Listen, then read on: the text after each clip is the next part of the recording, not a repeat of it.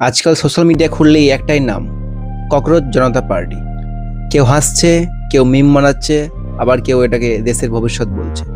কিন্তু একজন ভারতীয় নাগরিক হিসেবে আমার একটা প্রশ্ন আছে, দেশ কি মজার ভিডিও দেখে চলবে, নাকি বাস্তব উন্নয়ন দেখে? এই দেশটা তৈরি হয়েছে সেনাদের ত্যাগে, কৃষকদের ঘামে, বিজ্ঞানীদের গবেষণায় আর কোটি কোটি সাধারণ মানুষের পরিশ্রমে। ভারত একটা মিম না, ভারত একটা ইমোশন। আজ যখন গোটা বিশ্ব ভারতের দিকে তাকিয়ে, তখন আমাদের দেশের যুবকদের দরকার স্কিল, এমপ্লয়মেন্ট, ইনোভেশন। শুধু ভাইরাল স্লোগান না। আমি কোনো দলের অন্ধ সমর্থক না, আমি শুধু দেশের সমর্থক। যে দল দেশের উন্নয়নের কথা বলবে, আমি তার পাশে দাঁড়াবো। কিন্তু যারা শুধুমাত্র সোশ্যাল মিডিয়া ট্রেন্ড, নেতিবাচক আর চিপ পপুলারিটি যুব সমাজকে বিভ্রান্ত করার চেষ্টা করবে, তাদের একটা কথাই বলবো, ভারতের মানুষ এখন অনেক সচেতন।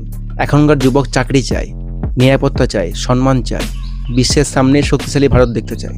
রাজনীতি থাকবে, মতভেদ থাকবে, কিন্তু দেশের সম্মান সবার আগে। কারণ আমরা শুধু ভোটার নয়, আমরা ভারতীয়।